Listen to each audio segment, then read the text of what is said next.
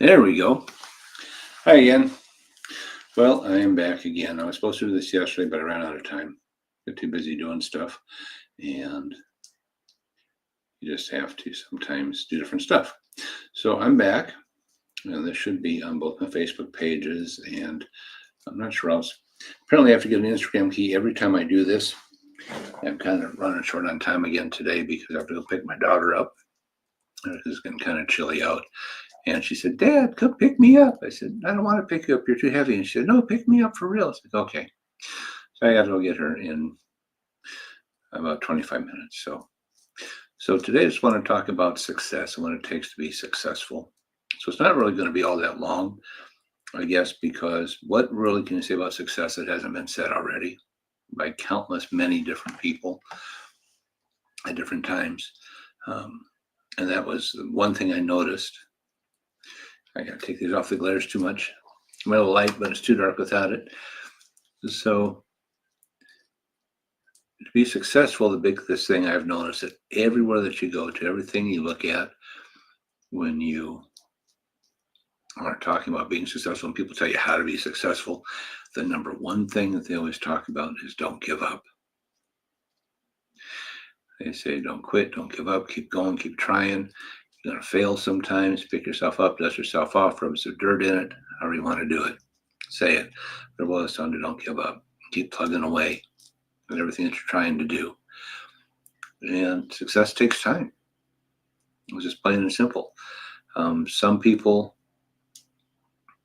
are prodigies. They're great right out of the case, right?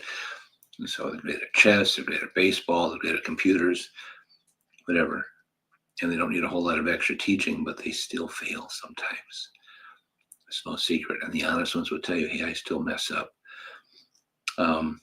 Myself, I mess up a lot. I fail a lot. Things happen.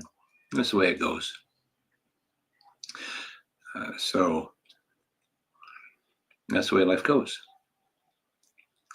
But I'll give you a couple of stories about success, though, that I have dealt with personally.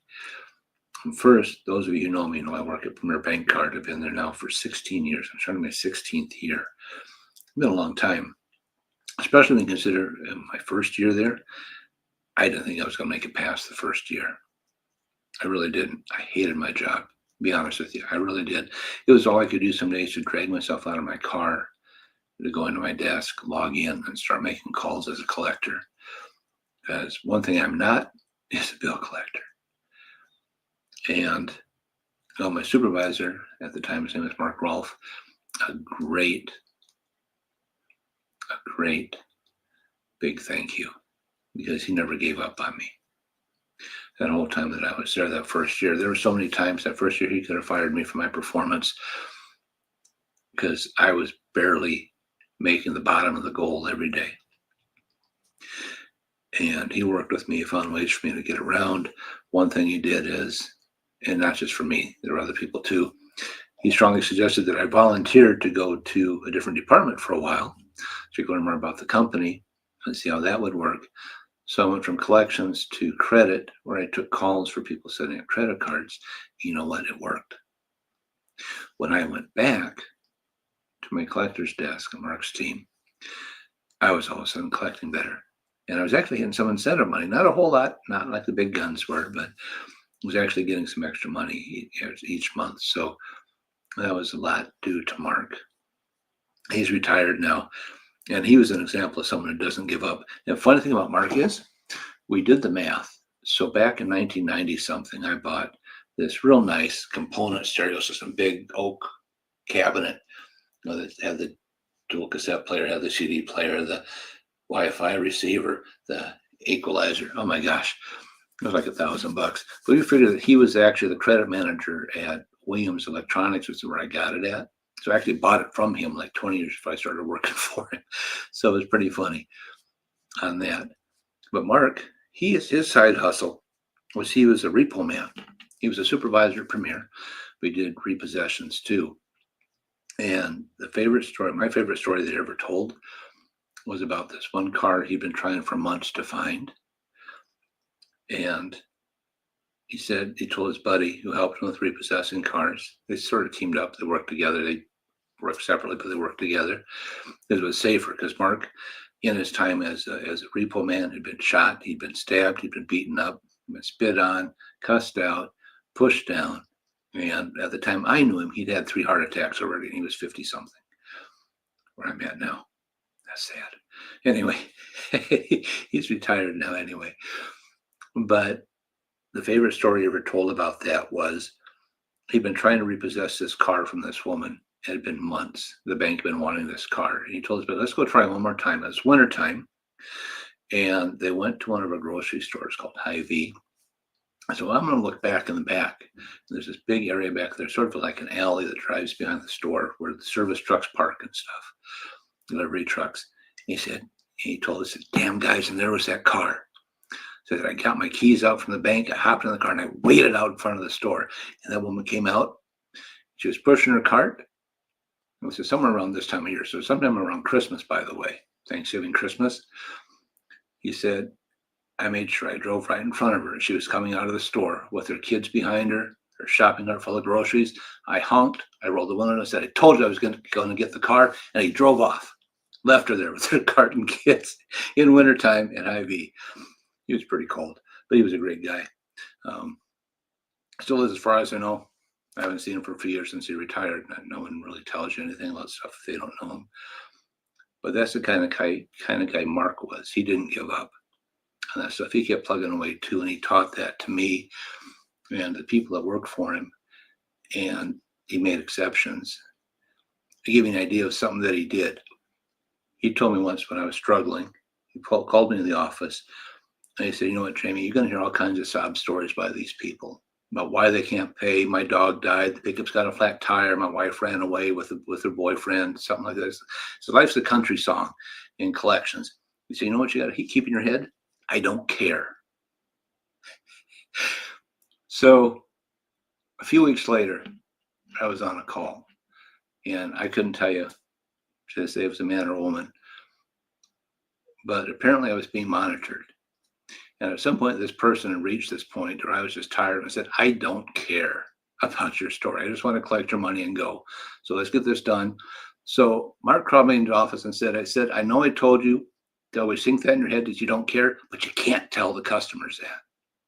Well, I thought it was pretty, he was laughing when he said this. He said, don't do it again. So I didn't. I think it a lot. Even in customer service, I don't care. I don't want to hear this. Let me fix your issue. I've already been done, fix your issue 3 minutes ago and you're still talking. I really don't care. I know it's bad to say in customer service, but sometimes people go on too far. Anyway, there's a couple funny stories. So success means don't give up. Keep trying. It's like with this business, it starts off slow. There's a few prodigies that right away they're hitting top dollars and stuff and doing great. They're the exception. This is not a get-rich-quick scheme for people doing this business. It's online. You can work from home. You can pretty much work at your leisure, but you still have to put effort into it. And there's training classes to do. They're all online. It's all free for that. And free training. You got a huge community of people to help you out, to support you, to give you advice. My mentor, Chick, is awesome. Our coach is great, Terrell. And if you sign up, I'll probably be your mentor. Yeah, go figure, right? So the trick is don't give up. And don't worry about what the other people say. That's where the I don't care attitude comes in this. People are going to say it's stupid, it's a scam, it's worthless, you're wasting your time. And you can't listen to that. It's a bunch of BS. For people who don't have the gumption to try to do something themselves, they want to keep stuff going the way it does, the way that they are, because they're too scared to step up and make a change, really. And so anytime you start in a business, not just this one, but anytime, you got those people who are going to say that to you, and you can't listen to them. That's where the I don't care goes to in this case. You can say what you want to. I don't care. I'm going to keep trying. I'm going to keep working on it until I succeed. And we have goals we want to meet. Are they going to happen next week? No. Next month? Probably not. 6 months, hopefully. By the end of the year, next year, definitely. I can say that. Even if I have to adjust the time frames a little bit. Oh, it's 3:09. I can't see without my glasses on, so I had to get closer to the clock to see. So, whatever you're doing, just remember, don't give up. If you're watching this on a replay, hey, I hope you enjoy it. One other thing about Mark, and he was my favorite supervisor at Premier, bar none, is his passion in life was fishing. Every year until he got, I think it was after his third heart attack. So he only had 2 heart attacks by the time I'd met him when I started there. He had a third one while I was still working there. That's what stress can do to you, sadly. But he was like me. He was a single parent. When he was younger, raised the kids by himself. Fortunately, I met a great lady, Lily, who's taken over for the last 12 years. Anniversary's coming up soon, too. But he had a lot of the same things go on in his life that I did when I was younger. And so his passion was fishing. He had a group of 3 or 4 guys that he went fishing with every year. They'd go up north somewhere, some lake, in the Dakotas or Minnesota. We'd be gone for a week or 2 weeks just fishing. And so if ever he was starting to chew me out for something, I would wait and I'd say, hey, Mark, did you get to go fishing this year with you guys? And all of a sudden, for the next 15 minutes, we talk about fishing, boop, out of trouble. So I found out where I could steer him away from. So that way things wouldn't be so bad. And I miss him as a supervisor sometimes, in case you can tell on that, because he was a great guy. He made a big impression on my life and my career at Premier.